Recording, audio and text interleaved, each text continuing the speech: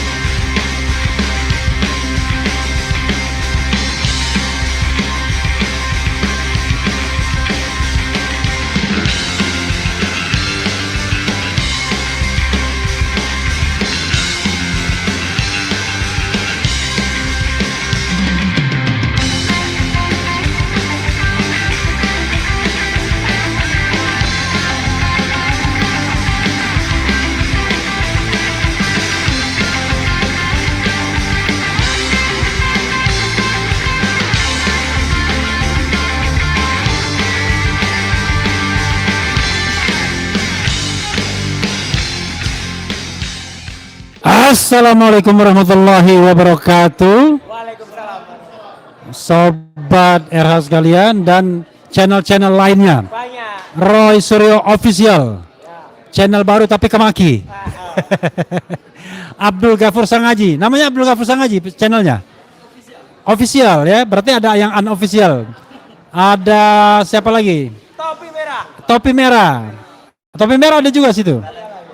Kemudian tidak live. Yang live ada jejak langkah update Sentana TV. Oke, luar biasa. Saya gara-gara teman-teman ini, padahal saya mau menikmati malam Sabtu sendirian tadinya. Tapi karena sendirian ya, daripada di rumah bengong, ya kan? Semua pada pergi, ya lebih baik saya ke sini. Kan itulah nasib jadi bujangan. Ada lagunya. Kemana-mana tiada yang melarang. Nasib jadi bujangan. Karena mengharapkan orang yang diharapkan ternyata tidak bisa. Jadi asik main pingpong. Di pingpong terus dia. Ya, sobat Eros sekalian, selain saya, Refli Harun, di sebelah kiri saya ada The Rising Star, ya kan? Jenengi Irwan. Tapi bukan bukan dari Universitas Gadhaj Mada. Gadhaj Adam, Gadhaj Adam. Itu mungkin jadi Gajah Mada bahasa Arabnya mungkin Gadhaj Adam, ya. Tetapi dari kota yang sesungguhnya kaya, apa namanya? Morowali. Hari ini pecah telur melaporkan Rismon Sianipar. Dan diterima LP-nya pasal penipuan dan penggelapan. Pasal 492 sama 486. 486 itu apa? Penggelapan, 492 penipuan. 486 itu berarti lebih tua dari Gibran. Oh. Gibran tuh katanya Pentium kemarin. Oke. Nah, ini 486 lebih tua lagi. Jadi ada Mas Roy juga. Ada topi merah yang tidak pernah pakai topi merah. Ya kan? Nama aslinya tidak perlu disebutkan. Ya kan? Enggak nanti. Tunggu launching bukunya. Oke. Ada jenderal yang beda sendiri. Mantan Wakapolri Komjen Pol Purnawirawan Ugroseno. Oke, tepuk tangan. Ada teman baik Rismon Sianipar. Mikhail Sinaga. Oke. Kalau saya kan tetap teman baik sama Jahadang Manda Girsang. Cuma saya bilang, cuma belok nggak ngomong. Wah, terus Langsung dimarahin saya. Padahal kan apa masalahnya belok nggak ngomong memang. dan itu bisa dilaporkan untuk tindakan pornografi. Pelecehan seksual. Kenapa? Menarik tangannya Mas ke Oh. Karena saya masih orientasinya lurus, nggak akan saya laporkan. Oke. Ya, sahabat sekalian, ini adalah live gado-gado. Jadi kita ngomong apa aja, yang paling penting ini ada pertanggungjawaban hukumnya. Tolong teman-teman jangan belok-belok nggak karu-karuan ya. Karena menurut kata seseorang Sahibul Hikayat ada konsekuensi hukumnya. Wah, iya. Gitu. Nah, saya mau ke Irwan dulu. Karena Irwan lah lakonnya. Saya baca di sini ada surat tanda penerimaan laporan. Jadi LP-nya itu STTLP /B 29524 2026 SPKT Polda Metro Jaya.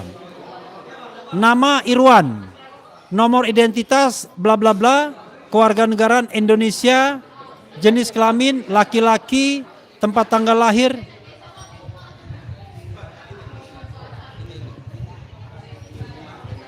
Inilah yang namanya kalau gotong royong ini. Ada mic-nya mati langsung kaget dia. Iya. Next siapa mati kita? Kemudian tempat tanggal lahir 42 tahun, pekerjaan wira swasta, alamat daerah bla bla bla bla, ya. Kemudian nomor HP bla bla bla juga. Tapi kerennya tuh 777 belakangnya. Telah melaporkan dugaan tindak pidana penipuan, perbuatan curang, Undang-Undang nomor 1 tahun 2023 tentang KUHP yang baru ya. Sebagaimana dimaksud dalam pasal 492. Kemudian dan atau pasal 486. Inilah kalau podcast gado-gado. Jadi pasal penipuan dan penggelapan yang terjadi di Jalan MH Tamrin, Grand Hyatt Jakarta. Sekira Januari 2026. Ini hari ulang tahun saya nih. Januari 2026, 26 Januari 2026. I'm over 50 years, lebih. Kemudian pelapor membeli buku sebanyak yang jelas 6 juta rupiah. Kemudian yang dibeli Gibran Endgame. Gibran Endgame. Oh ini baru baca. Kemudian merasa tertipu. Untuk untuk selanjutnya coba kita dengarkan kenapa Irwan melaporkan Rismon Sianipar. Silakan, Irwan. Namanya Irwan Arya tapi ternyata di KTP Irwan doang. Nah, bukunya ini. Ini Rismon Endgame. Oh ini beda ini beda. Oke, silakan. Anda quote aja. Ya, baik, terima kasih abang saya Pak Prof, Pak Refli Harun sebagai tokoh nasional yang kebanggaan kita selama ini, yang kita betul-betul selalu mendengarkan inspirasi dan apa yang telah selalu ditayangkan membuat kita selalu semangat untuk menjalani keseharian kita. Baik, saya alhamdulillah Irwan Esos, biasa dipanggil Arya. Baru saja tadi sore hari Jumat 24 April ya 2026 ke Polda Metro Jaya melaporkan saudara Rismon Sianipar, yaitu tentang dugaan penipuan. Karena saya sebenarnya dulu penggemar dari Pak Rismon sendiri yang telah bergabung kepada abang-abang kita yang selalu menyuarakan kejujuran, kebenaran, keadilan tentang persoalan ijazah palsu ini. Baik ijazah mantan presiden maupun ijazah wakil presiden yang saat ini lagi kita ungkap untuk kemungkinan besar mau dimakzulkan karena dugaan kepalsuan. Untuk itu saya tadi ada beberapa jam melaporkan di Polda Metro Jaya itu tentang dugaan kasus penipuan karena saya mengikuti perjalanan Pak Rismon. Pada saat saya sebelum membeli buku, pertemuan kami itu Bang, waktu di Kementerian Pendidikan. Itu. Kebetulan saya mengungkap juga persoalan dugaan ijazah palsu Bupati Morowali. Iya. Kebetulan Bang Rismon dan kawan-kawan ada di situ juga. Iya, dekat. Saya samperinlah mereka di suatu kantin di Kementerian Pendidikan, sehingga saya sangat-sangat senang dan betul-betul mensupport atas apa yang dilakukan oleh abang-abang kita dalam gerakan untuk menyuarakan kebenaran tersebut. Disitulah awal pertemuan saya dengan Pak Rismon, sehingga saya terinspirasi dan betul-betul sangat senang dengan pergerakan. Kebetulan saya punya jiwa juga, memang jiwa pergerakan juga, menyuarakan tentang kejujuran, kebenaran, keadilan, tapi masih skala daerah gitu. Sehingga saya berterima kasih pada abang-abang saya, tokoh-tokoh sini, bisa membimbing kita, dan di sini tempatnya saya untuk belajar banyak tentang mengungkap suatu persoalan. Lanjut dari itu, saya mengikuti acara Car Free Day yang dilaksanakan oleh Pak Rismon di Bundaran Hotel Indonesia, Bundaran HI. Saya betul-betul sangat yakin dengan apa yang dilakukan. Gitu. Buku Gibran M. Game ini saya memikulnya langsung juga, mengambilnya langsung. Itu dengan keikhlasan saya. Itu dari mobilnya beliau dengan jarak kurang lebih mungkin 1 kilo itu di Bundaran Hotel Mandarin dekat Bundaran Indonesia. Itu karena memang kecintaan saya itu tentang menyuarakan kebenaran ini, sehingga setelah kami mengangkat buku tersebut yang di dalam mobil itu kira-kira kurang lebih 100-an lebih yang dibawanya. Saya tanya sama Pak Rismon, Bang, saya mau beli bukunya abang, 300 buku.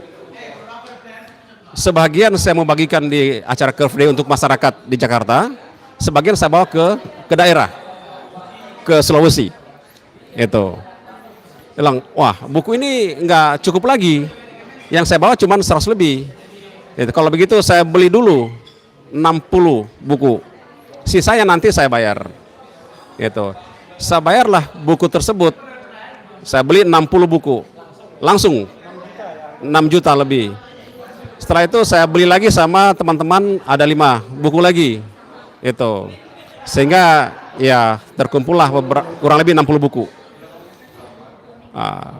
Muncul saya punya kecurigaan sama Bung Rismon ini awalnya. Waktu acara GMKR di Hotel Amars Pancoran. Itu. Rismon ini kok gelisah dalam ruangan, naik turun terus. Tapi itu belum muncul. Itu kecurigaan saya benar. Nanti acara di Tebet, launchingnya buku Ibu Dr. Tifa, saya datang terakhir sekitar jam 5. Saya lihat Pak Rismon itu sendirinya di kafe. Saya ajaklah dia. Selang di sebelah. Itu saya panggil dia, Bang, ayo kita naik. Ya dulu aja. Saya bilang marilah. Tapi saya tinggalkan dia. Beberapa menit kemudian dia menyusul sambil membuka acara itu kan. Dan tidak lama juga dia langsung turun. Ternyata turunnya itu kita masih langsung acaranya berlangsung. Dia sudah live di Metro TV. Itu. Dan yang membuat saya kaget lagi, setelah itu dia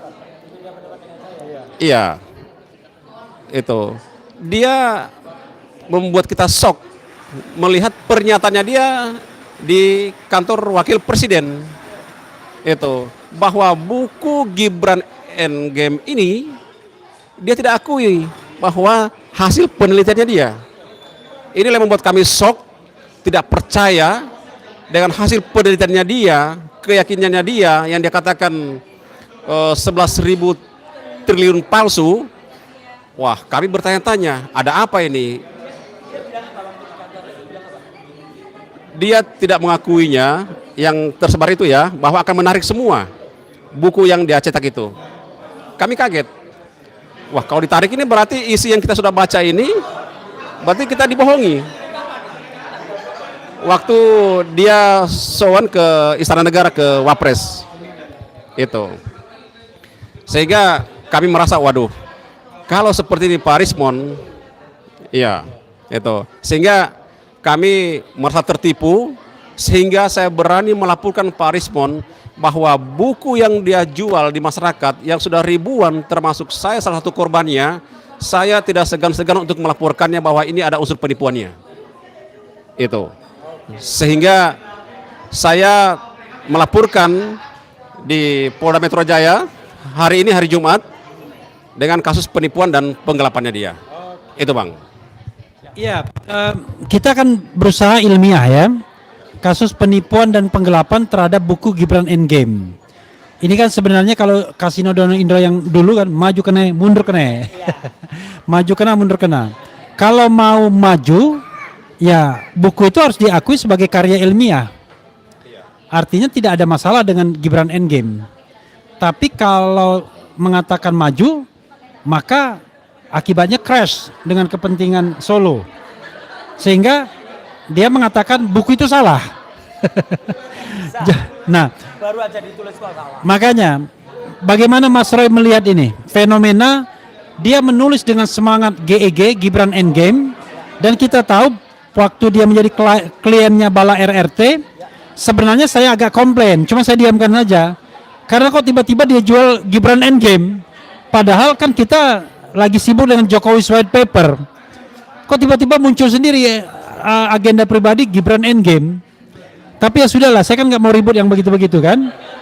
Tetapi akhirnya ya beginilah yang terjadi. Sekarang pertanyaannya adalah yang Mas Roy ambasadornya ini sebenarnya isinya menurut Mas Roy benar atau salah sih? Mana versi yang menurut Mas Roy benar? Versi yang dia tulis atau versi yang kemudian dia sampaikan belakangan setelah mendapatkan atau minta restoratif justice dan sekarang mendapatkan SP3. Silakan.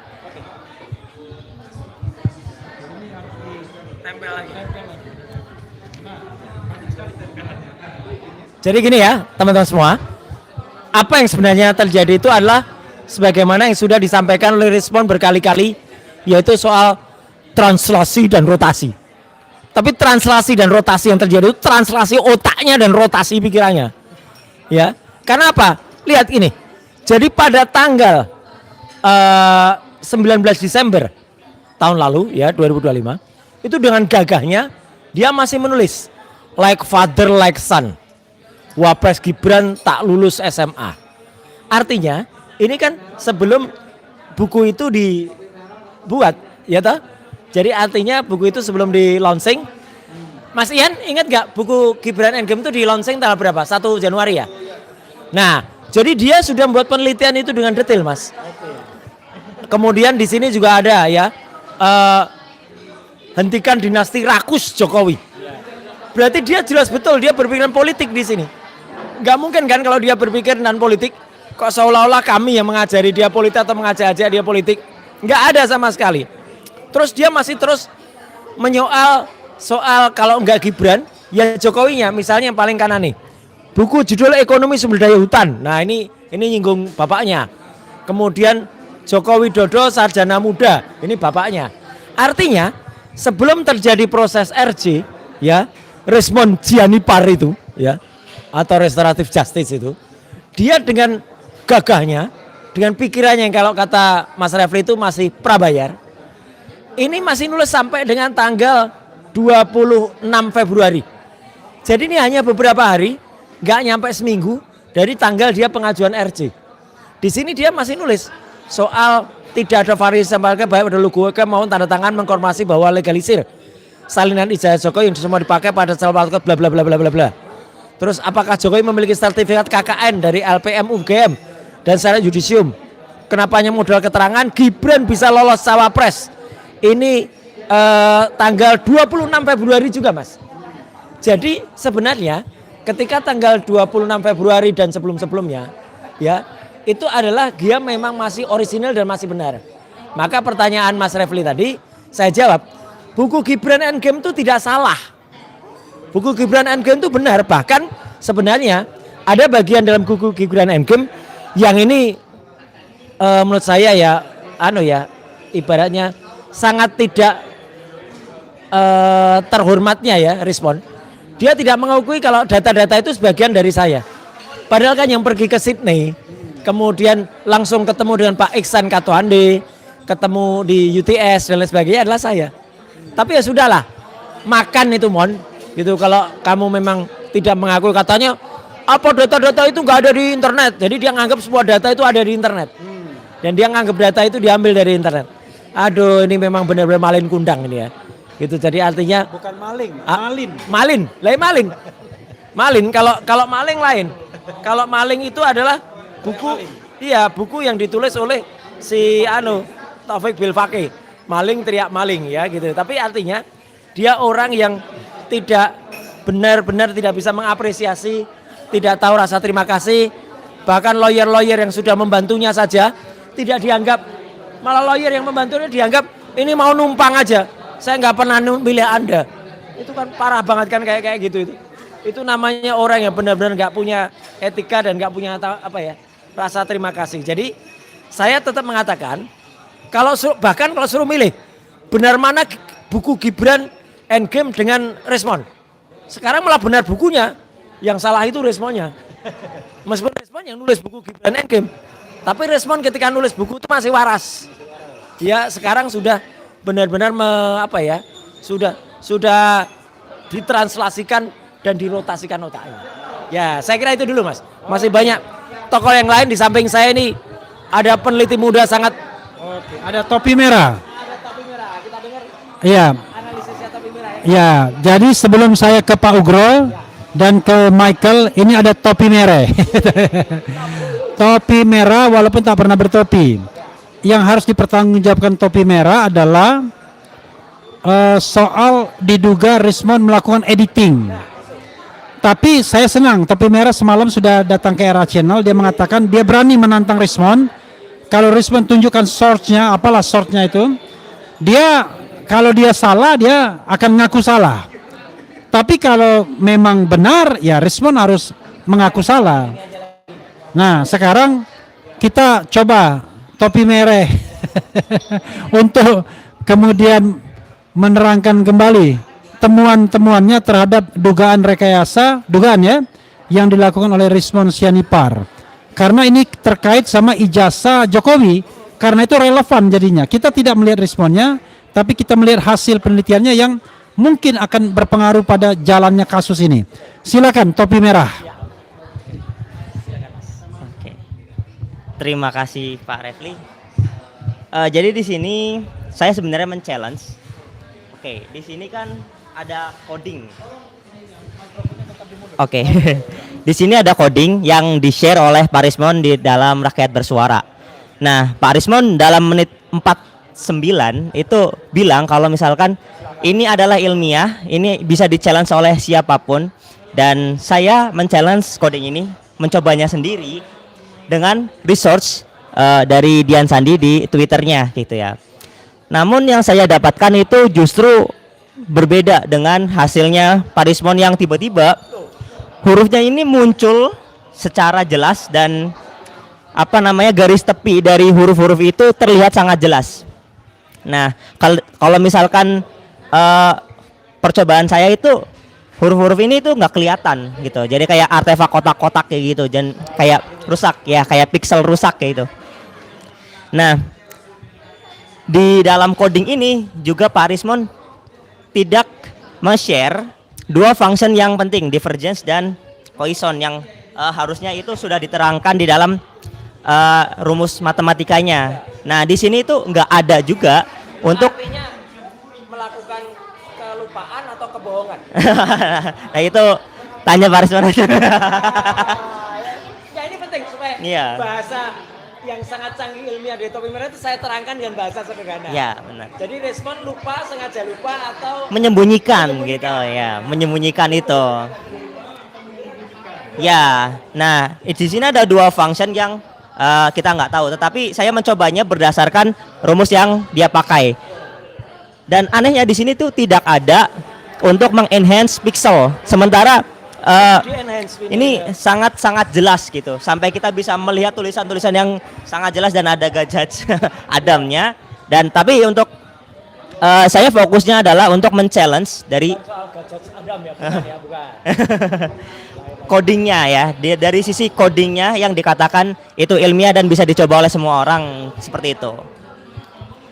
Oke, itu aja sih dari saya, Pak. Luar biasa. Luar biasa.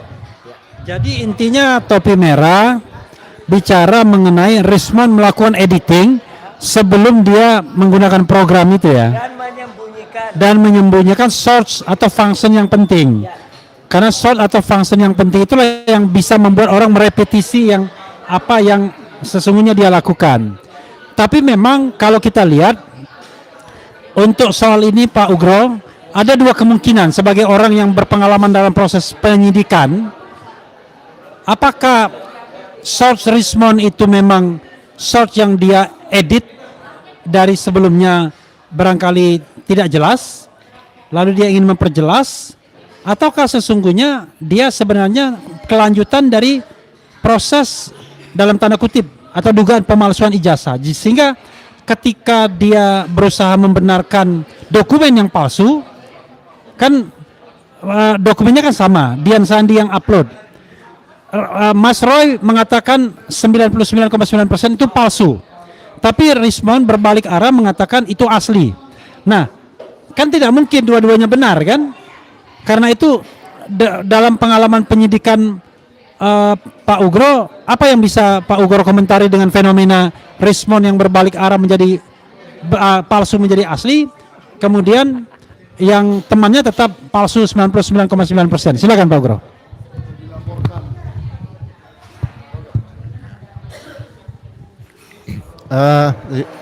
Terima kasih, selamat malam semuanya.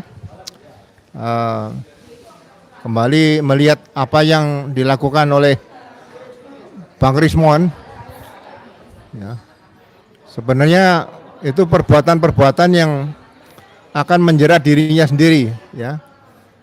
Sama dengan kita kalau mengemudikan lalu lintas, siksak atau memutar arah tanpa memberitahu tanda-tanda, tanpa memberitahu tanda-tanda lampu sen dan sebagainya, itu bisa ditabrak dari depan ataupun dari belakang, ya. Jadi ya itu yang bahaya di situ. Jadi ini membahayakan dirinya. Kenapa? Karena yang dilakukan Bang Rismond ini, dia mengatakan yang penelitian lama itu bohong. Yang benar adalah yang dilakukan setelah dalam waktu 5 hari dia berbalik arah, ya. Nah, di tengah malam ya. Ya, jadi pasal-pasal yang dituduhkan menurut saya dengan pasal 486 atau penggelapan 486 KUHP yang baru, Undang-Undang Nomor 1 Tahun 2023 dan pasal 492 yaitu penipuan. Ini menurut saya ada tepat sekali. Kenapa? Karena pasal ini perbuatan yang mengandung memberikan informasi yang tidak benar pada publik, kemudian dengan menjual bukunya berarti menerima uang dan diduga menggelapkan, seperti itu. Jadi walaupun ancamannya di pasal 486 KUHP yang baru dan 492 KUHP yang baru, ancamannya 4 tahun, ya. 4 tahun ini kalau kita melihat pasal 100 ayat 1 dan ayat 2 Kitab Undang-Undang Hukum Acara Pidana yang baru, itu termasuk pasal yang dapat dilakukan penahanan, ya. Kenapa dapat dilakukan penahanan? Karena melihat perbuatan-perbuatan yang bersangkutan, yaitu berusaha untuk menghilangkan bukti, berusaha mempersulit penyidikan kalau itu dilaporkan dan sebagainya. Ini penyidik bisa melakukan penahanan berdasarkan pasal 100 ayat 2 Kitab Undang-Undang Hukum Acara Pidana, ya. Nah, kemudian karena berkaitan dengan buku Gibran Endgame ini sudah terjual cukup banyak, ya. Saya berharap rekan-rekan yang masuk dalam tim manajemen buku, ya, dan reseller, ya, saya berharap semuanya membuat laporan polisi, ya kan? Jadi merasa diperlakukan, ditipu, ya, dan digelapkan dana juga yang belum dibayar itu, ya. Tapi setidak-tidaknya 492 KUHP bisa dilakukan, ya. Penipuannya dilakukan oleh Rismon, sehingga kemungkinan laporan terhadap Pak Rismon ini lebih dari 1, bisa 30 LP di situ, ya. Ya, di sini.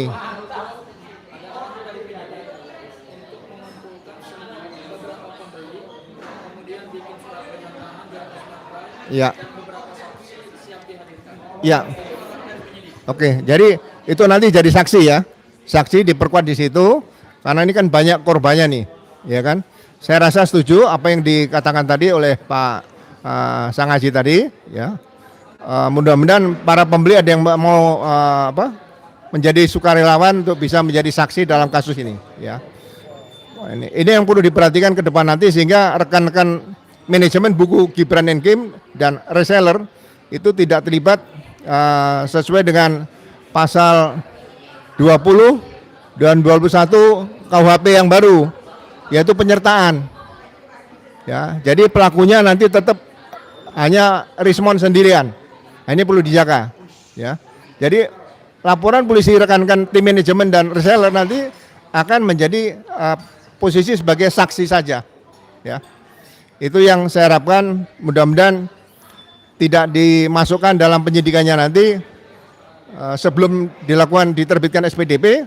Mungkin dalam waktu yang singkat segera bikin laporan polisi. Kalau sudah masuk SPDP nanti tersangkanya bisa dimasukkan banyak. Nah, kita berharap hanya tersangka 1 orang saja, ya. Jadi sekali lagi ini perlu diwaspadai ke depan.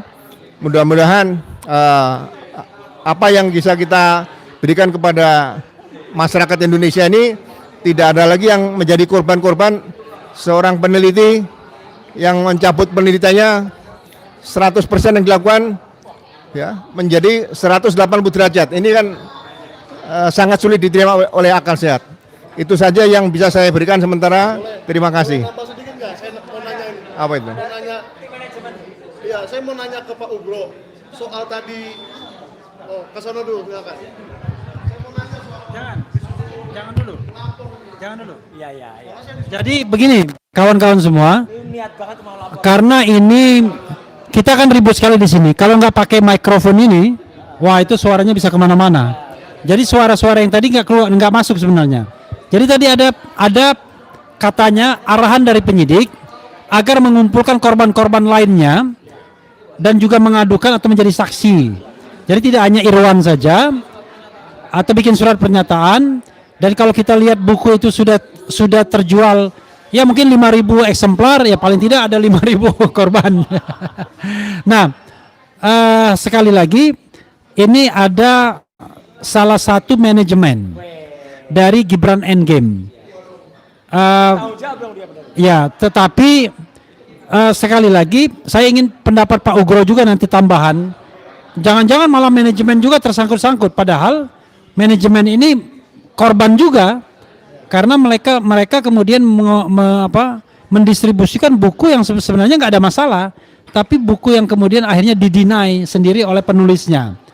Kalau penulisnya mendinai, bagaimana kita menjadikannya referensi? Karena sudah didinai oleh penulisnya sendiri. Masa Rismon Sianipar atau Sianipar Rismon Gibran Endgame, kan tidak mungkin kita mengutip. Dari sisi ilmiah itu sudah tidak layak kutip lagi buku itu. Nah, ini juga yang kemudian menjadi persoalan. Tidak salah tetapi tidak layak kutip lagi. Silakan Michael, ada tantangan untuk ikut memobilisasi orang-orang yang harus mengadukan itu. Silakan.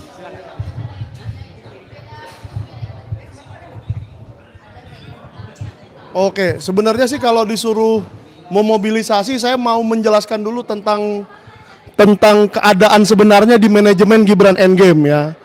Jadi manajemen Gibran Endgame itu pada awalnya diketuai oleh seseorang yang ada di sini nih, namanya Aye. Di sono no Aye. Nah, lalu karena ya persoalan internal-internalan lah ya, yang awalnya 10 keluar satu, keluar satu, keluar satu. Akhirnya saya jadi koordinator dan keluar juga. Keluar atau dikeluarkan. Nah, itu yang saya mau sampaikan sampai ke saat mengirim surat ke Pak Yusuf Kalla masih sisa 6. Rismon Hasiholan Sianipar. O Doktor Eng. Rismon Hasiholan Sianipar Magister Eng. Cukup nggak Engnya? Oh, udah cukup. Dokter Vivian. Kayaknya nih dokter spesialis kandungan kayaknya. Ketiga Hardian. Bohong ini, bukan Hardian namanya. Hana Karistia, Arif Hanianti. Arif dan Hanianti ini saya kenal. Kemarin ke Rakyat Bersuara tanpa diundang. Ya, dari 6 ini 2 juga sudah keluar, Pak.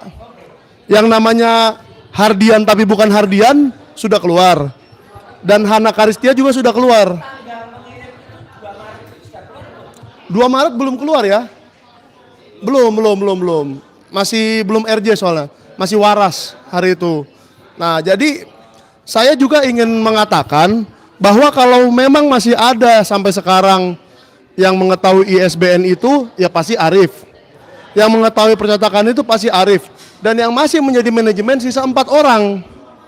Yaitu Rismon Sianipar, Dr. Eng, Vivian Doktor, Arif Iksan, yang kemarin memakai pengacara namanya Rasman yang sudah dibukukan, dan yang keempat Hanianti. Nah, kan kasihan kalau semua manajemen ini yang tadinya bekerja keras tanpa tahu apapun dan tertipu juga gitu, Pak. Kita kok jadi dilibatkan dalam penipuan yang mereka lakukan ini? Jangan dong. Waktu itu kan kami bekerja dengan profesional, dengan seperti ambasadornya nih Pak Roy Suryo. Bekerja dengan sangat profesional loh. Mengerahkan semua tenaga, upaya, waktu, bahkan kadang-kadang biaya. Iya. Kalau dalam ini saya malah biayanya jelas. 25 juta pembiayaan untuk cetakan pertama. Tapi saya tidak diberitahu tuh sebagai investor bahwa ISBN-nya palsu.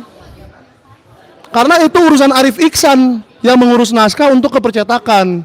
Jadi kalau memang ya sesuai dengan arahan Pak Komjen Purnawirawan Ugroseno, kalau memang kita harus terpaksa sekali melaporkan, saya dengan sangat terpaksa akan melaporkan Rismon, Vivian, Arif Iksan, dan Hanianti.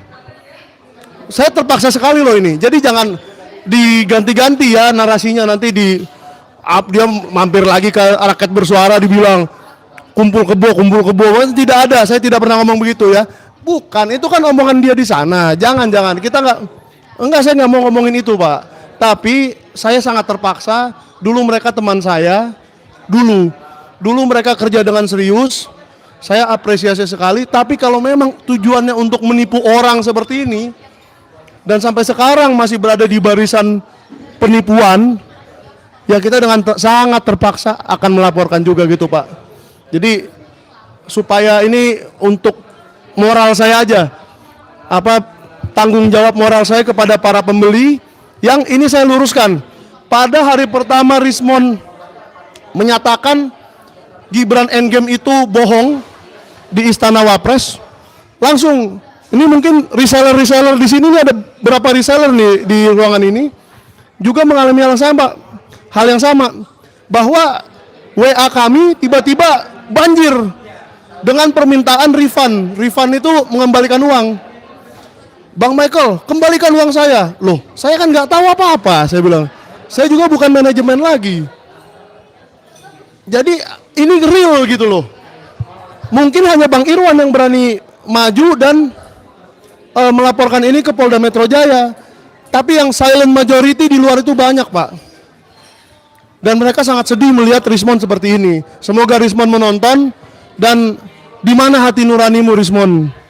Ya, segitu banyak 5.000 bahkan 6.000 pembeli. Engkau bohongi. Satu yang berani doang nih.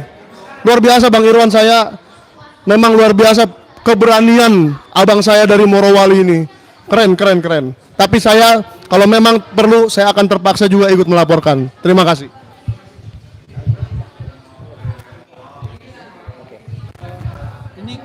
Saya harus disclaimer juga ya, karena sebagai lawyer dan juga harus ada berimbang sesungguhnya, jurnalismenya harus jalan. Tapi memang tidak mungkin kita mengundang orang-orang yang disebutkan itu, Rismond. Tetapi kalau Rismond pengen klarifikasi ke channel-channel yang ada semua ini, boleh silakan. Siapapun yang disebutkan boleh mengklarifikasi. Bahkan minta forum khusus untuk itu juga boleh ya. Nanti akan disiarkan oleh channel-channel yang menyiarkannya, baik live atau tidak. Jadi memang kita selalu memaknai yang namanya cover both side itu adalah memberikan kesempatan, tidak pada kesempatan pertama, tapi boleh pada kesempatan berikutnya kalau dia mau melakukan cover both side, meminta itu hak jawab. Dan kadang-kadang mereka menjawab juga di tempat mereka sendiri. Sepertinya Pak Ugro, kenapa? Oke. Oh iya. Iya, kita tidak bicara tentang reseller, tapi pertanyaan saya kepada Pak Ugro ini penting, Pak.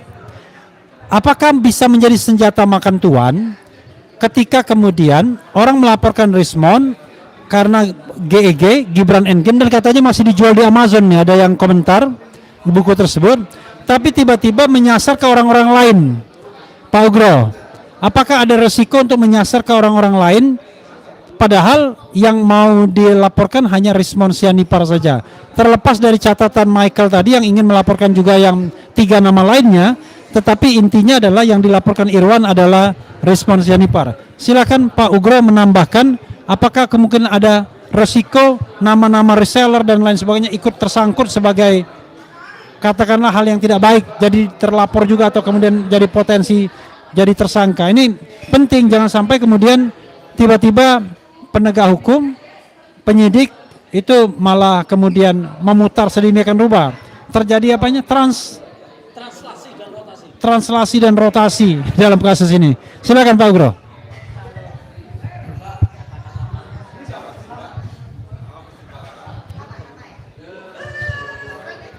Baik, terima kasih. Jadi saya sampaikan ini untuk menghindari kriminalisasi orang-orang yang pernah menjadi manajemen buku Gibran Endgame dan reseller buku Gibran Endgame. Ya, jadi orang-orang yang dulu terlibat sebagai dalam manajemen atau reseller, kalau dia mendukung Rismond, berarti dia bisa dilaporkan juga sebagai tersangka. Tapi kalau orang-orang tersebut yang dulu terlibat dan merasa ditipu juga, seperti siapa? Arif, terus apa lagi tadi? Kalau Arif masih bersama. Iya, nah, bagi yang lain ya. Kalau yang tertipu saya lah misalnya. Ya, bukan yang masih dekat sekarang siapa saja? Yang masih dekat itu Arif, Hanianti dan Vivian. Ya, yang masih dekat ini nanti bisa dilaporkan juga sebagai tersangka. Jadi tersangkanya tidak hanya 1, bisa 3 atau 4. Nah, jadi ini supaya clear. Nah, yang lain harus membuat laporan polisi. Jadi laporan polisi tidak harus nanti di Polda, bisa di polsek terdekat. Nah, nanti laporan polisi dikumpulir oleh salah satu rekan penasihat hukum, diserahkan kepada Polda Metro Jaya supaya laporan tersebut ditarik ke Polda Metro Jaya untuk dijadikan satu berkas terhadap orang yang dilaporkan oleh Pak siapa tadi? Ridwan ya. Ya, seperti itu. Jadi ini untuk memudahkan penyidikan di situ ya. Terima kasih.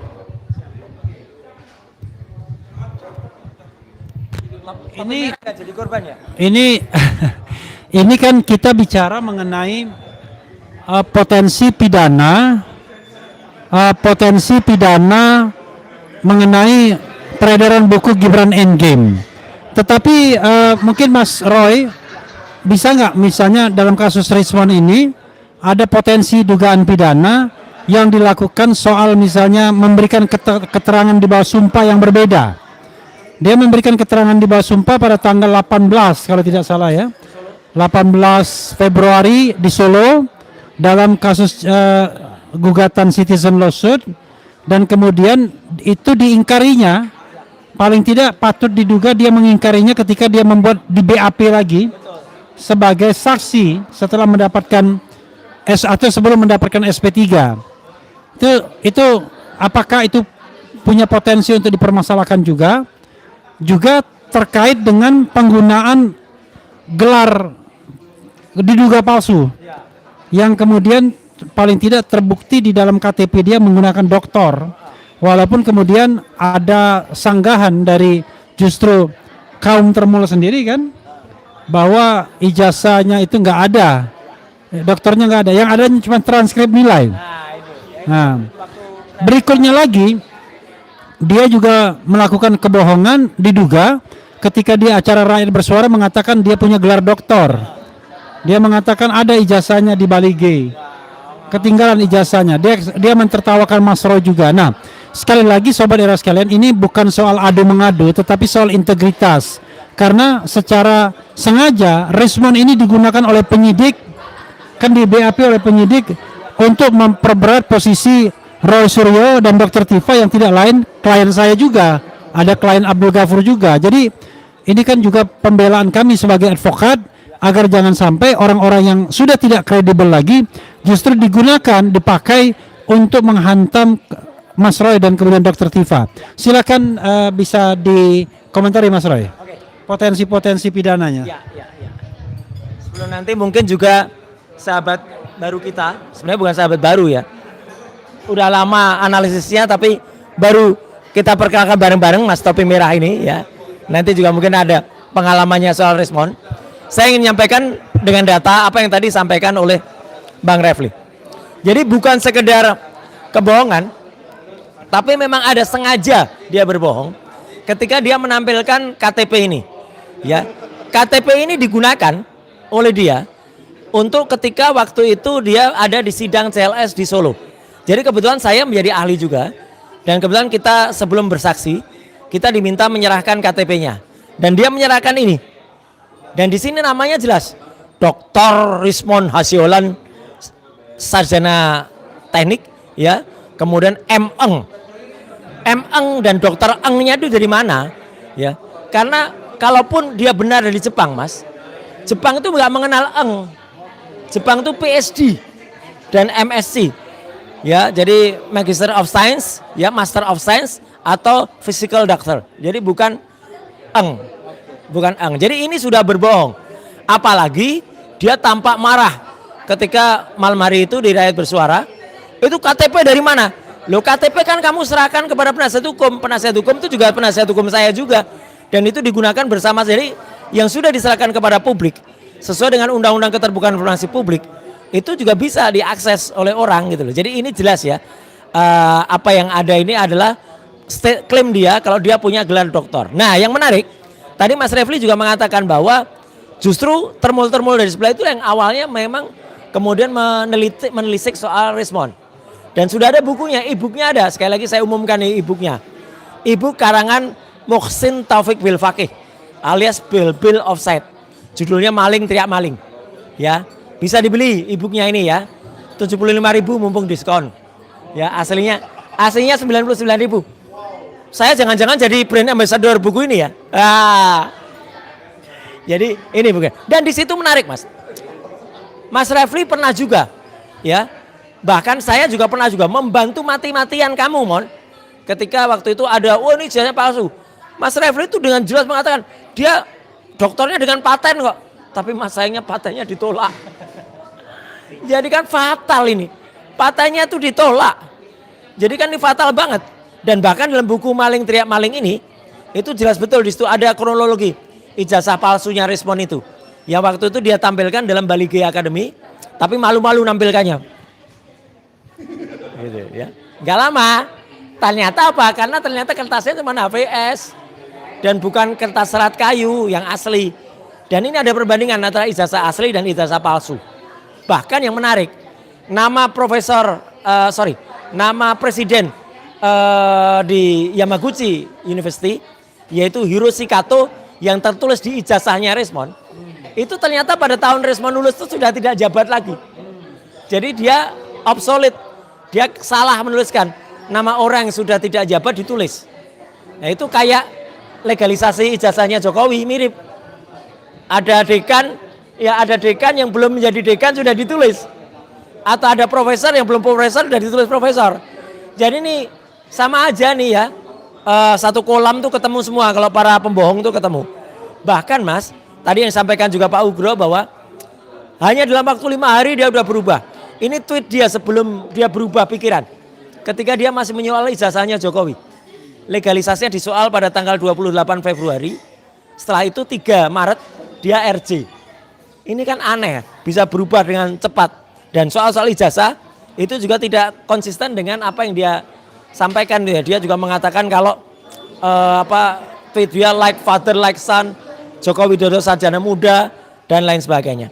Yang paling fatal Mas, dalam buku Maling Teriak Maling itu juga ada email dari Yamaguchi University yang menjawab pertanyaan dari orang yang menanyakan, dan itu jawab bahwa di Yamaguchi tidak dikenal nama Respon Hasiolan Sianipar. Dan itu yang makanya membuat orang-orang semakin menelisik lagi. Meskipun ini masih ada catatan ya, untuk soal yang ribut dikatakan surat kematian, itu memang sampai detik ini bukti fisiknya kami belum pegang. Tetapi itu sudah kencang sekali, makanya itu muncul istilah zombie. Karena dia membuat surat kematian palsu itu ya, yang itu salah satunya dipakai oleh pelapor Respon tadi, yaitu Pak Irwan. Nah, tunjukkan Pak Irwan kaosnya. Lah, itu surat kematian. Nah, itu. Jadi surat kematiannya ditunjukkan tuh. Ya. Dan bagaimana bentuk zombinya? Ini bentuk zombinya. Lah. Ini bentuk zombie. Zombie. Jadi dokternya palsu, surat kematiannya palsu. Zombie. Itu Mas. Biar gak ngantuk malam-malam, nanti biar pengalaman Mas Topi Merah terhadap Respon juga ada. Ya, itu Mas. Iya, alhamdulillah nggak ngantuk karena animo ternyata banyak. Iya. Besok-besok saya kira saya live pukul 00 aja mulainya. Kelihatannya. Ya, sahabat era sekalian, saya mau ke Topi Merah. Karena Topi Merah ini punya pengalaman dengan Rismon. Saya juga punya pengalaman juga. Saya beberapa kali kan podcast sama Rismon. Dan saya mengenal Rismon itu pertama kali tanggal 13 Juli. 13 Juli 2025. 18 Juli. Ya. Oh, kok Juli? 13 April. Oh, April. Kan 15 April kan dia sudah datang duluan, dan pada waktu itu dia sudah datang, lalu saya live sama dia 13 April. Dan Topi Merah pasti juga punya pengalaman dengan Rismon. Apa kesan Anda terhadap apa yang disampaikan Rismon ketika Anda berhadapan dengan dia? Pada waktu itu pasti Anda berhadapan dengan pemikiran bahwa apa yang dikatakan Rismon benar karena sesuai dengan pendapat Anda. Silakan Topi Merah. Ya. Oke. Ini fans klubnya Respon Sianipar. Iya. Jadi dulu saya tuh terinspirasi banget gitu. Awalnya kan YouTube saya lebih ke cyber security ya Pak. Nah, karena memang gak ada penonton gitu kan. Akhirnya pas banget nih Pak Rismon itu meneliti tentang computer vision ya, tentang ijazahnya Pak Jokowi. Nah, di situ saya tertarik lah ya gitu kan, men-challenge ulang yang dulu tuh yang pertama adalah lintasan stempel. Saya masih ingat banget itu. Lintasan stempel yang dimana yang baru saya sadar ya Pak. Ternyata saat Pak Rismon itu mendemonstrasikan di channelnya Pak Refli dan mendemonstrasikannya kembali di channelnya apa namanya yang itu Madilog itu ya, itu ternyata outputnya beda Pak. Ini saya baru sadar akhir-akhir ini. Jadi outputnya beda. Jadi yang punya Pak Refli itu channel merahnya masih ada 5, 10, 5, 10. Punyanya yang Madilog itu benar-benar 0. Nah, itu baru sadar. Dari skala 255 0. Iya, 000 semua kayak gitu. Merahnya ya, channel merahnya. Itu baru saya sadar gitu. Ternyata memang pas saya cek memang ada blok apa ya, dia ngeblok pixelnya kayak gitulah di buku JWP gitu. Nah, itulah salah satu keanehan. Padahal saya dulu terinspirasi banget gitu kan. Saya bikin coding-coding yang untuk membuktikan itu forensik. Saya juga terinspirasi banget dari Pak Rismon itu. Terus yang overlapping itu juga. Nah, ada pengalaman juga pas saya itu live bareng. Nah, pas live bareng itu pas bareng Langkah Update juga di situ. Nah, di dalam cafe itu Pak Rismon sebelum live itu ngomong ke saya, topi merah, kalau misalkan ditawarin 5 miliar, kamu mau belot nggak kayak gitu. Nah, pas saat itu saya Tiba dia ngomong 5 miliar belok. kayak gitu, ngomongnya kayak gitu. Bang Michael juga ada di situ, ya yang ngomong kalau aku ditawarin 5 miliar gimana gitu ya, masih ingat ya. Pokoknya kalau soal uang Michael ada pasti. Nah, pas di situ saya bilang, kalau misalkan saya ditawarin, karena saya masih takut banget ya, saya maunya ya diam aja kayak gitu, nggak mau ngebelot karena memang itu menyalahi sebuah integritas kayak gitu. Kalau misalkan kita membelot kayak gitu, nah ternyata sekarang malah yang ngomong yang membelot gitu. Jadi agak lucu kayak gitu, agak tidak konsisten, sen kiri belok kanan kayak gitulah. Paling itu aja sih pengalaman karena memang jarang banget saya ketemu dengan Pak Rismon, cuman sekali itu doang sih Pak. Terima kasih. Tapi menarik ya. Mewakili respon. Terima kasih. Tapi menarik ketika ada pertanyaan kalau ditawari 5 miliar belok. Saya sayangnya tidak ada psikolog ya atau ahli perilaku yang bisa menerjemahkan ini. Tapi Pak Ugro kan sebagai penyidik tentu sering berhadapan dengan orang yang punya motif-motif tertentu. Kenapa kemudian dia harus mention bahwa kalau ditawari 5 miliar kamu belok atau enggak? Kenapa ada pikiran seperti itu untuk nanya? Karena begini, terhadap Rismon ini kan ada beberapa spekulasi yang muncul. Pertama, mengatakan bahwa dia beloknya itu bukan karena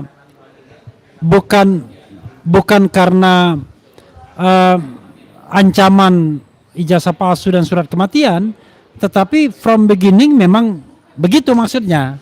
Artinya masuk ke gelanggang untuk mempertinggi daya tawar dan kemudian daya tawar itulah yang dia mau jual. Tapi ternyata boncos juga karena tiba-tiba dilaporkan di tengah jalan kan begitu. Tapi ada juga yang sebagian orang mengatakan ya karena dia dilaporkan itu posisinya terjepit dan kemudian dia menyerah. Nah, tetapi ketika dia bicara mengenai 5 miliar kepada topi merah, kenapa harus ngomong begitu dia? Apakah Anda belok ke 5 miliar?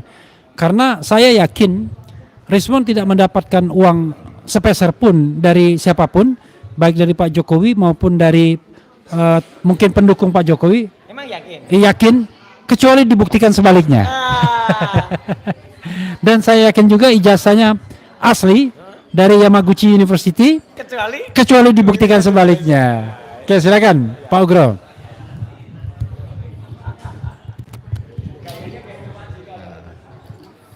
Jadi Rismon ini sebetulnya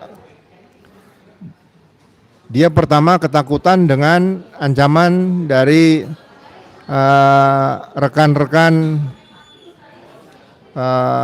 Pak Andi Asman ya, yang melaporkan tentang dugaan ijazah palsu dan surat kematian. Ini kan munculnya bukan dari siapa-siapa, dari pihak Andi Asman waktu pertama di Rakyat Bersuara seperti itu. Kalau nggak salah Pak Farhad Abbas yang sampaikan ya. Nah, jadi akhirnya karena ketakutan tadi Rismon berbalik arah.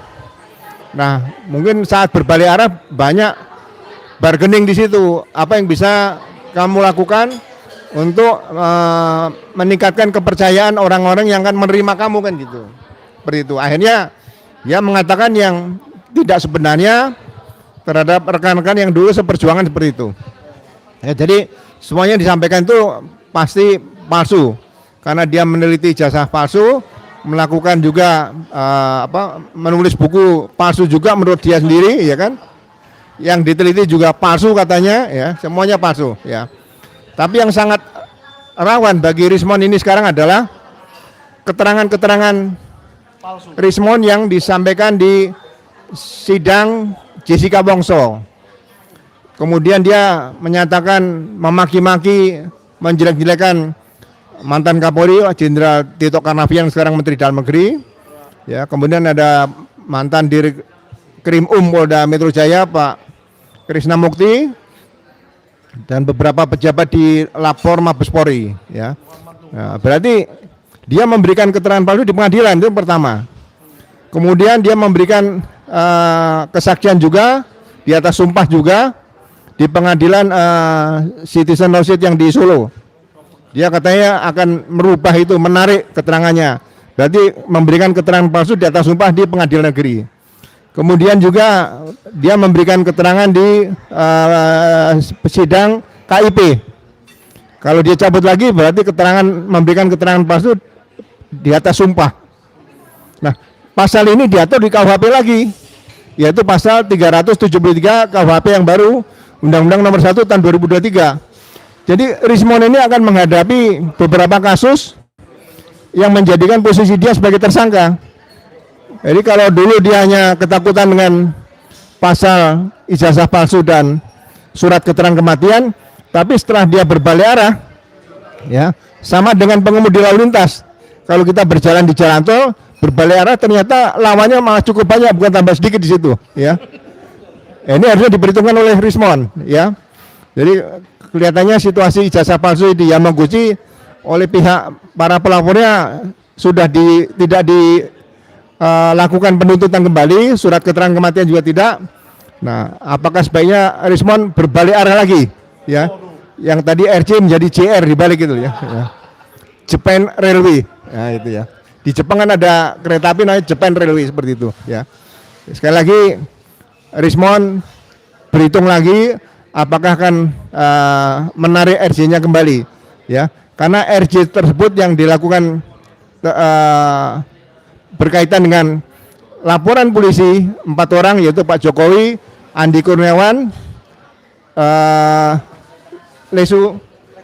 Lecumanan dan Maret Samuel Sweken itu, ya, itu sudah bisa dikatakan sudah berhenti sejak terbitnya RJ Egy Sujana dan Damai Hari Lubis, ya.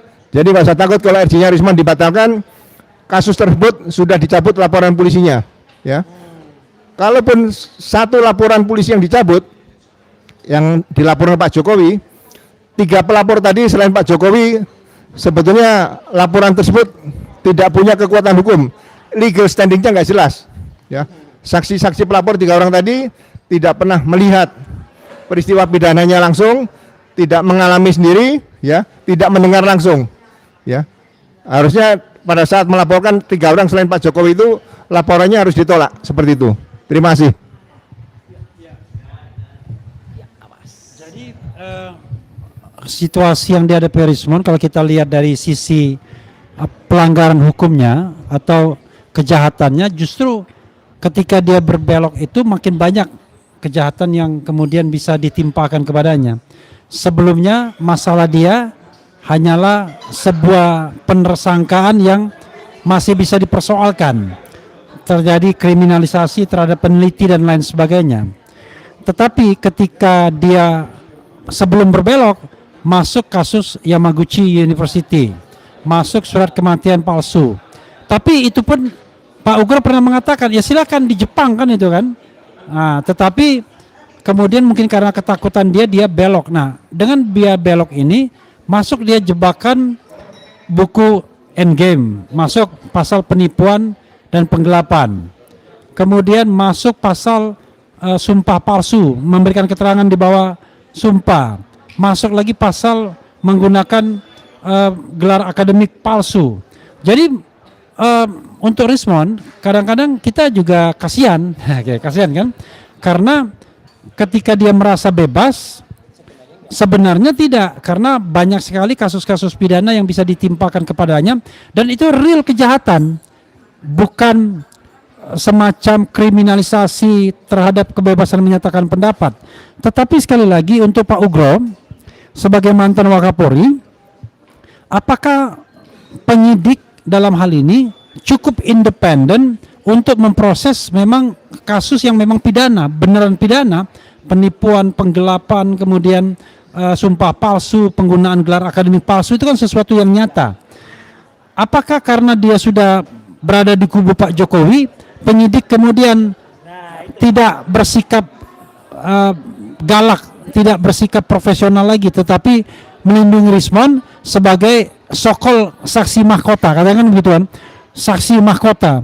Mahkota yang mana? Kita bingung juga karena ini kasus yang sebenarnya mudah sekali. Bukan Rismon yang menentukan ijazah itu asli atau tidak, tetapi keberadaan ijazah pada tanggal 15 Desember 2025 yang tidak kunjung dikeluarkan itu sebenarnya.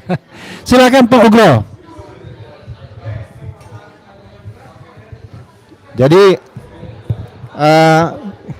kita harus banyak berterima kasih dalam memberikan edukasi kepada publik berkaitan dengan Kitab Undang-Undang Hukum Pidana yang baru, Undang-Undang Nomor 1 Tahun 2023, dan juga dengan Kitab Undang-Undang Hukum Acara Pidana, Undang-Undang Nomor 20 Tahun 2025. Ya, jadi apabila penyidik tidak melakukan tugasnya penyidikan dengan benar, nah, itu di KUHP yang baru, Undang-Undang Nomor 1 Tahun 2023 sudah disebutkan bisa diproses kode etik dan juga bisa diproses pidana. Jadi sekarang jangan main-main seperti itu, ya. Kemudian kalau berkaitan dengan hal-hal yang perasaan ragu-ragu, sebenarnya penyidik tidak perlu ragu-ragu, ya. Sudah diberikan kewenangan penuh oleh hukum acara pidana, ya kan. Risikonya kalau tidak melaksanakan tadi bisa di kode etik dan pidana, tapi kalau melaksanakan, ya menurut saya pernah mengalami sendiri, risikonya paling dimutasi, ya.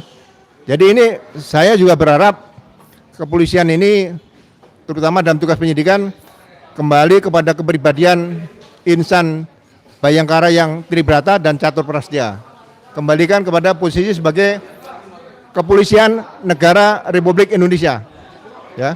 Jadi jangan lagi menempatkan diri sebagai polisi yang tidak memberikan pelindungan kepada publik, ya. Karena rastra sewak utama yang berada di topi, di kepala semua insan Bayangkara itu adalah tulisan rastra sewak utama, abdi utama dari nusa dan bangsa. Bangsa ini berarti seluruh hampir 290 juta masyarakat Indonesia yang harus dilayani, dilindungi dan diayomi oleh Kepolisian Negara Republik Indonesia. Itu saja, terima kasih. Oke, sebelum closing statement, saya ingin memberikan kesempatan kepada Irwan dulu ya. Begini, Anda tidak takut dengan mengadukan Rismon, karena bukan Rismonnya, tapi Rismon yang barangkali sudah tanda kutip dilindungi. Rismon yang dilindungi, dan tidak banyak orang yang berani kan. Contoh misalnya mengadukan dugaan tindak pidana yang dilakukan oleh Pak Jokowi misalnya, nggak ada yang berani. Padahal kalau kita lihat hasil dari KIP itu jelas-jelas ada masalah di sana sesungguhnya. Makin menunjukkan bahwa ijazah itu memang tidak asli. Tetapi tidak ada lagi orang yang berani mengadukannya. Nah, ini Rismon yang diadukan.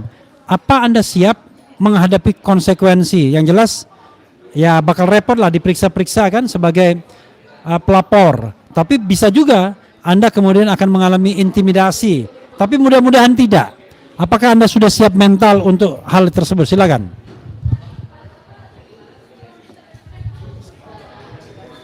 Ya, baik, terima kasih Pak Prof, Bang Refli. Untuk masalah intimidasi, sebelum saya melaporkan Saudara Rismon, saya sudah mempertimbangkan secara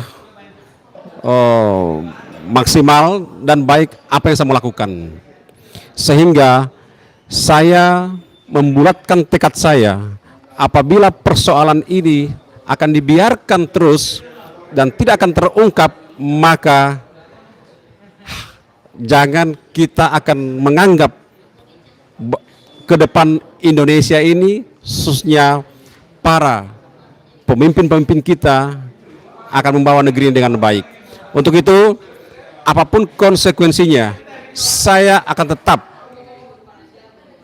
berpegang teguh pada pendirian saya, dan tidak ada satu orang pun yang akan bisa mempengaruhi saya untuk apalagi mencabut laporan saya. Itu yang utama bagi saya. Yang berikutnya, saya tidak akan tergoda dengan iming-iming berupa materi. Ya. Itu. Karena saya bertekad pada diri saya, disinilah perbuatan untuk membuktikan kebenaran, kejujuran untuk masalah kasusnya Pak Rismon ini, sehingga tidak terjadi lagi di kemudian hari nanti. Insya Allah saya sudah mengikhlaskan diri saya juga, itu karena memang betul Pak Prof mengatakan bahwa Pak Rismon ini di belakangnya orang-orang besar semua, itu sehingga akan memudah mempengaruhi itu siapa saja yang tidak sejalan dengan mereka. Tapi saya katakan di sini, ini sebagai jihad bagi saya untuk menyuarakan kebenaran, kejujuran untuk mengungkap keadilan di negeri ini. Itu harapan saya dengan tegas, sehingga insya Allah saya tidak akan pernah menyerah. Kalau perlu, bukan cuma persoalan kasus penipuan ini yang Rismon lakukan, yang saya melaporkan. Kalau ada bukti-bukti lain lagi tentang dokter eng-engnya itu yang betul-betul masih kita ragukan, yang disematkan di KTP-nya itu, kalau ada barang bukti bahwa Rismon tidak lulus di Yamaguchi, Jepang, maka saya akan laporkan juga bahwa itu kasus penipuan juga, pemalsuan dokumen. Dan kasus yang akan kita mau laporkan lagi ke depan, insya Allah tentang masalah yes band-nya ini, ya ini kita kaget juga tentang masalah gelar doktor yang disematkan oleh di KTP-nya Pak Rismon ini, itu. Dan ini setelah Bang Roy kejar meminta ijazahnya, beliau tidak bisa berikan bukti ijazah doktor S3-nya dari Yamaguchi, Jepang. Yang tidak berikan cuman surat transmit nilai. Iya, kita juga bisa. Itu sehingga kalau ini terbukti juga pemalsuan yang dilakukan oleh Pak Rismon, maka siap-siap kita akan laporkan untuk sesi berikutnya. Itu Bang. Ya, itu sekaligus closing statement-nya ya. Silakan Mike dari sana. Ya, oke. Oke, jadi dari saya dulu ya, supaya penonton semua channel-channel ini tidak ngantuk, saya akan bongkar satu lagi kebohongan alias kejahatan yang dilakukan oleh Rismon Hasyolan Sianipar di panggung TV nasional. Dia menyatakan pernah memberikan uang 20 juta kepada Bambang Tri. Saya sudah konfirmasi dan itu bohong besar. Bambang Tri tidak pernah menerima uang 20 juta tersebut. Dia hanya dibelikan baju. Berapa sih baju, Pak? Coba Pak Roy beliin saya baju 20 juta dong. Ya setahu saya sih dibeliin bajunya di... Enggak, waktu itu seingat saya dia beli bajunya di Blora. Mungkin kalau enggak di Blora. Di daerah Cepu sana. Di daerah Cepu, Cepu ya. Iya, di daerah Blora, dan saya nggak tahu mall apa yang bisa beli baju 20 juta di sana. Nah, itu. Jadi supaya nih kan udah bangun semua kan nih penontonnya nih, ribuan penonton ini. Nah, itulah. Jadi kayaknya Rismon ini gali lubang tutup lubang pengennya. Tetapi ternyata semakin dia menggali lubang, semakin dalam lubangnya. Nggak ketutup-tutup, makin tergali. Jadi Bambang Tri akan mempertimbangkan nih, Pak. Saya dengar beliau akan mempertimbangkan karena sudah difitnah seperti itu, apakah mau mengambil langkah hukum atau tidak. Ya sebaiknya Rismon minta maaf lah ke Bambang Tri juga. Soalnya dengan apa namanya yang dikatakan Pak Al-Katiri kemarin tentang buku JWP, uang yang dia terima 50 juta, katanya ke Bambang Tri. Lalu ada juga nih fitnah yang sangat keji. Saya dengar dari salah satu teman-teman kita di sini, katanya uangnya ke Kas Mujo, itu jelas-jelas salah. Dia tidak pernah bertemu dengan Pak Kas Mujo, hanya satu kali dengan saya itu, lalu pernah mengirim buah. Kan nggak masuk akal, Pak. Baju tidak mungkin 20 juta, buah pun tidak mungkin 20 juta. Apa mau beli durian satu pesawat dia? 20 juta. Kan luar biasa itu. Jadi ini kebohongan yang luar biasa, Rismon. Kalau ibu saya almarhum, yang dikenal juga oleh Rismon, pernah mengatakan, bohong itu adalah bapaknya dosa. Sekali berbohong, besok beranak bohongnya. Beranak lagi, beranak cucu. Mau berapa biji anak kebohonganmu, Rismon? Sekarang kau libatkan Bambang Tri, kau libatkan Pak Yusuf Kala, kau libatkan manajemen buku Gibran Endgame, kau jebloskan Arif Iksan, ya, sudahlah Rismon, pensiunlah kau, entah ke Bali, entah kemana sana, ke dalam goa yang terdalam supaya nggak ada yang lihat kau lagi ya, supaya kami semua juga udah nggak usah lah ngurusin kalian-kalian yang nggak penting ini. Sekianlah closing statement dari saya. Tuhan memberkatimu, Rismon. Jadi yang pertama, saya bisa menyimpulkan 4 laporan polisi tadi yang sering saya sebutkan, ada 4 LP, Pak Jokowi dan kawan-kawan, karena sudah dilakukan restoratif justice sejak awal oleh kepada 2 orang, yaitu Pak Egy Sujana dan Damai Hari Lubis, sesuai dengan pasal 79 sampai dengan 84 tentang RJ yang dilakukan oleh kepolisian, ya, oleh penyidik. Itu kasus tersebut berdasarkan 4 laporan polisi itu seharusnya sudah selesai, sudah ditutup. Kasus pencemaran nama baik dan fitnah plus pasal-pasal Undang-Undang ITE, ya, itu seharusnya sudah di SP3. Itu yang di SP3 kasusnya, bukan orang per orang, ya. Dan saya yakin pihak penuntut umum tidak akan melanjutkan perkara tersebut karena sudah dimintakan penetapan ke pengadilan. Jadi kalau sudah dimintakan penetapan pengadilan, inilah SP3 yang luar biasa. Biasanya SP3, surat perintah penghentian penyidikan itu dalam penghentian penyidikan tidak pidana yang umum itu tidak perlu minta penetapan pengadilan karena masih bisa digugat pra peradilan. Nah, kalau seperti RJ, Restoratif Justice, SP3 ini tidak akan bisa lagi digugat di pra peradilan karena sudah ditetapkan oleh pengadilan, ya. Jadi Rismon nggak usah ragu-ragu. Kalau RJ sudah terima atau belum, perkara tersebut sebetulnya sudah ditutup, ya. Yang kedua, kalau peristiwa pencemaran nama baik dan fitnah ini sudah ditutup, saya melihat bahwa berdasarkan sidang KIP yang digugat oleh rekan Bonatua, ini seharusnya sudah mulai dilaporkan pidananya dugaan penggunaan yang diduga lagi ijazah palsu tadi yang dilakukan oleh para komisioner KPU, baik di Solo, kemudian di Jakarta dan di pusat. Ini harus ada yang berani melaporkan sehingga ke depan nanti tahun 2029 tidak akan lagi terjadi hal-hal seperti yang terjadi di tahun-tahun 2005, 2010 ya di Solo, 2012 Jakarta, 2014 di KPU Pusat dan 2019 di KPU Pusat. Ini jangan sampai terjadi lagi sehingga para komisioner KPU akan bertindak hati-hati. Jangan merasa dirinya nanti seperti event organizer pesta pernikahan. Ini pesta demokrasi. Kita harus sama-sama mengawasi, KPU harus bertindak sesuai dengan undang-undang yang ada. Ya, jadi sekali lagi mudah-mudahan dugaan ijazah palsu tadi bisa segera ditindaklanjuti oleh penyidik, ya. Kemudian nanti dilanjutkan jaksa. Nah, terserah jaksa apakah mau dikesampingkan perkara pidana tersebut atau dilanjutkan ke sidang pengadilan, kita serahkan kepada kejaksaan. Itu saja dari saya, terima kasih. Oke, kalau saya sendiri siap. Kalau saya sendiri singkat saja. Saya adalah seorang programmer yang sangat mencintai matematika dan saya menganggap matematika adalah sebuah seni. Dari paradigma seni kita bisa melihat sebuah keindahan dan transparansi atau akuntabilitas. Karena matematika itu bisa dibuktikan secara logika gitu. Artinya transparan.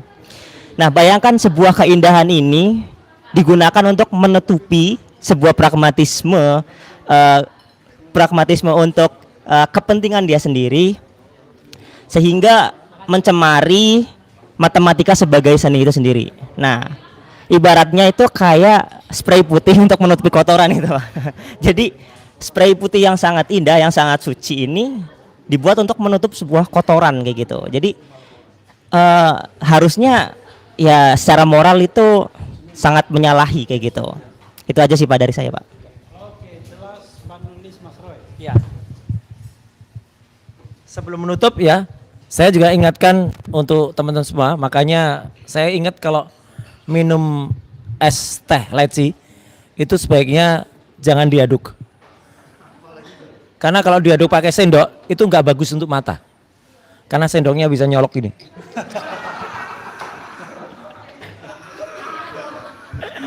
Malam-malam biar pada melek ya. Gitu. Jangan terlalu serius ya. Gitu. Jadi pesan saya gitu ya. Jadi Rismond nggak bisa terlalu ketawa ya. Bukan karena sendok yang nyolok mata tadi ya. Tetapi karena apa? Karena memang ada banyak sekali kasus-kasus yang harus dipertanggungjawabkan ya. Akibat apa? Kelakuan yang kami itu sudah sangat baik ya kepada kamu itu ya. Kamu kita ajak bersama-sama, kita ajak berjuang. Siapa yang ngajak ke politik? Nggak ada. Kita semua itu berangkat bersama-sama, nggak ada yang maksa-maksa. Bahkan kamu sendiri yang mendatangi para ketua partai ya, minta izin. Pak Ugro juga sempat diminta waktu itu untuk ke salah satu ketum partai, tapi untungnya beliau nggak bersedia ya waktu itu. Dan akhirnya salah satu WA kan terbukti tadi, WA ke Pak JK dan seterusnya. Tapi malah kamu mengatakan, saya dipaksa-paksa ke politik. Yang dipaksa ke politik itu siapa ya? Nggak ada gitu. Dan sekarang ya nikmati saja hari-harimu yang sebentar lagi akan menerima panggilan dari banyak LP itu. Dan kalau panggilan ini yang terakhir ini, nah itu panggilan dari yang maha kuasa ya, jadi zombie ya, nggak bisa lagi menikmati es leci enak tanpa tusuk mata ya, itu aja. Ya, sobat era sekalian ya, sekali lagi dengan etika jurnalistik seharusnya Rismond datang ke sini untuk mengklarifikasi. Saya bersedia kalau seandainya Rismond mau datang dan mau mengklarifikasi, dipertemukan dengan Mas Roy dan Topi Merah, sehingga ada yang namanya cover both side, ada keseimbangan di sana. Tapi kalau dia bikin di channelnya sendiri ya silakan, tapi silakan nggak apa-apa juga. Cuma tolong kolom komentarnya dibuka. Ini kita buka kolom komentar nih ya. Ada yang menghina, ada yang memuji, tapi kita jantan, kita berani ya. Nah, jadi tolong buka kolom komentar dan stay kepada masalah ya, bukan pada isu-isu yang hoax dan lain sebagainya. Karena itu untuk menutup ini saya kasih pantun khusus untuk Rismond yang baru saya bikin. Kira-kira bikinnya ya 0032, ini sekarang 0038, berarti 5 menit yang lalu. Gini ya pantunnya, dari Sabang hingga Merauke banyak berjajar hewan belalang. Lai Rismond dulunya oke. Belok di jalan tak bilang-bilang. Ada yang langsung nantang pantun nanti. Gara-gara tak bilang-bilang belok di jalan nih, ada yang mau ngajak lahi. Wabillahi taufiq wal hidayah. Wassalamualaikum warahmatullahi wabarakatuh.